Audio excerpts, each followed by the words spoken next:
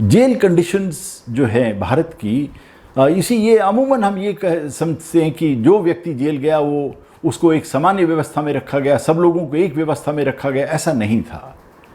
कुछ जेलें बहुत ज़्यादा प्रसिद्ध थी अपने खूंखार वातावरण के लिए, और कुछ ज़्यादातर जेल ऐसी थी जो सामान्य बड़े आराम से रहते थे और कोई ज़्यादा दिक्कत नहीं थी। यहाँ तक मैं बात कहूँगा आपको कि कई साल पहले, लगभग 15-20 साल पहले, जब मैं अपनी एक किताब पर काम कर रहा था, तो कैम्ब्रिज यूनिवर्सिटी में एक Centre for South Asian Studies है।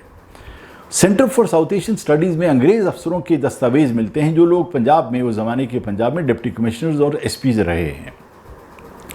बाई चांस मुझे गुड़गांव के डिप्टी कमिश्नर ब्रेंडन की पर्सनल डायरी पढ़ने का अवसर मिला। वहाँ ब्रेंडन लिखता है कि मुझे जब मैं 1947 जून में मेरा चार्ज ख़त्म होने वाला था और मैं जा रहा था स्वदेश अपने वापस घर, और मैंने चार्ज हैंड ओवर कर दिया था, तो एक भारतीय ने मुझे बुलाया कि आप, एक अपकमिंग पॉलिटिकल लीडर ने मुझे बुलाया कि मेरे साथ दोपहर का भोज करिए, और हम दिल्ली आए। इंपीरियल होटल में हमारा खाना हुआ।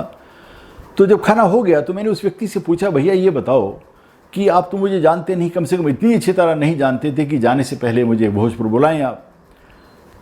उस व्यक्ति ने जो जवाब दिया उस पर टिप्पणी करता है ब्रेंडन अपनी पर्सनल डायरी में कि इस देश का क्या होगा जहां हम लोग, जो इतने साल हमने राज किया, हम जा रहे हैं और हमारे प्रति इनकी ये भावना है। तो क्या कहा उसको उसने कि देखिए, मैं 3-4 दिन जेल में बंद रहा था, हमने एक जुलूस निकाला था गुड़गांव में, और आपके आदेश अनुसार मुझे बंदी बनाया गया था और मुझे वो सर्टिफिकेट मिल गया है कि मैं जेल में रहा। तो ब्रेंडन कहते हैं, तो ब्रेंडन ने कहा कि उसको जवाब देता हुआ व्यक्ति, जी ये सर्टिफिकेट आपका जो है कल मेरे बहुत काम आएगा। ब्रेंडन की डायरी में ये लिखा हुआ है कि ये सर्टिफिकेट मेरा एक तरह से पासपोर्ट है, और ये देखा जाए तो इसमें कोई गलत बात नहीं है। जेल कंडीशंस में मैं नाम नहीं लूँगा, बहुत बड़े बड़े लीडर्स हैं जहाँ रहे। एक अंग्रेज़ की बायोग्राफी आई है, फिरोज़ गांधी जी की अभी बायोग्राफी, बेरेट फॉल्क लिखते हैं कि 1942 में नैनी और फैज़ाबाद जेल में इलेक्ट्रिक शेवर का प्रबंध था। इसी तरह से हज़ारीबाग जेल का, नासिक जेल का वर्णन मिलता है वहाँ के कैदियों, और ये अनेक स्टडीज़ इस पर हो चुकी हैं। कोई मैं अपनी तरफ से नहीं कह रहा हूँ, ये ना ही मेरा अपना व्यू है, ये बहुत से लोगों ने इस पर स्टडीज़ करी, जेल कंडीशंस कैसी हैं।